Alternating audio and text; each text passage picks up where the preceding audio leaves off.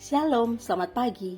Renungan pagi Sabda Bina Umat, Rabu 15 Maret 2023. Firman Tuhan pagi ini terambil dari Maleakhi 2 ayat 15 sampai 17. Demikian firman Tuhan. Bukankah Allah yang esa menjadikan mereka daging dan roh? Dan apakah yang dikehendaki kesatuan itu? Keturunan ilahi. Jadi jagalah dirimu, dan janganlah orang tidak setia terhadap istri dari masa mudanya. Sebab aku membenci perceraian, firman Tuhan Allah Israel. Juga orang yang menutupi pakaiannya dengan kekerasan, firman Tuhan semesta alam. Maka jagalah dirimu dan janganlah berkhianat. Kamu menyusahi Tuhan dengan perkataanmu, tetapi kamu berkata, dengan cara bagaimanakah kami menyusahi Dia? Dengan cara kamu menyangka setiap orang yang berbuat jahat adalah baik di mata Tuhan. Kepada orang-orang yang demikianlah Ia berkenan. Atau jika tidak, di manakah Allah yang menghukum? Demikian firman Tuhan. Renungan pagi ini bertema sharing wajah Tuhan lewat kesetiaan.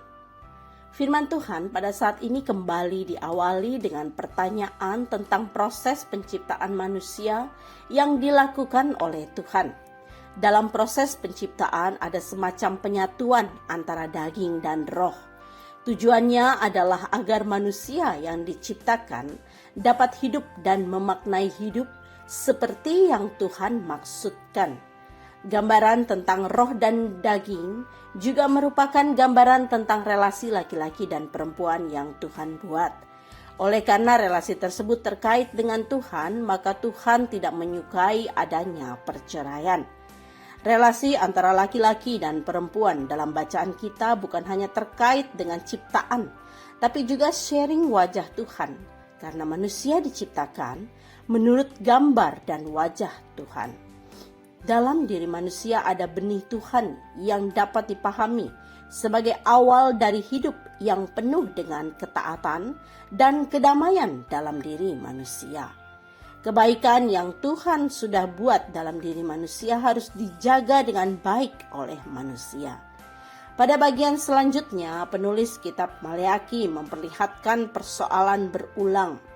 Mereka dianggap sudah menyusahkan Tuhan, tetapi mereka selalu mempertanyakan apa yang membuat mereka menyusahkannya.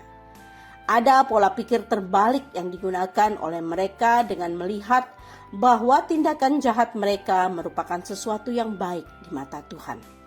Selain itu, mereka juga merasa baik-baik saja dengan kejahatan yang dilakukan, sebab Tuhan tidak menghukum mereka.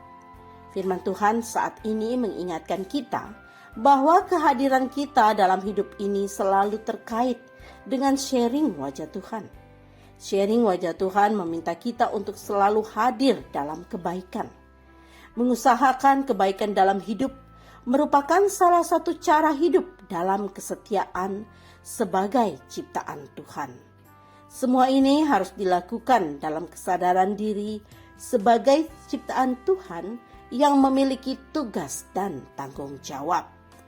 Doa pagi ini, Tuhan mampukan kami untuk dapat membagikan kasih dan sayang-Mu lewat perjumpaan kami dengan sesama yang lain secara setia.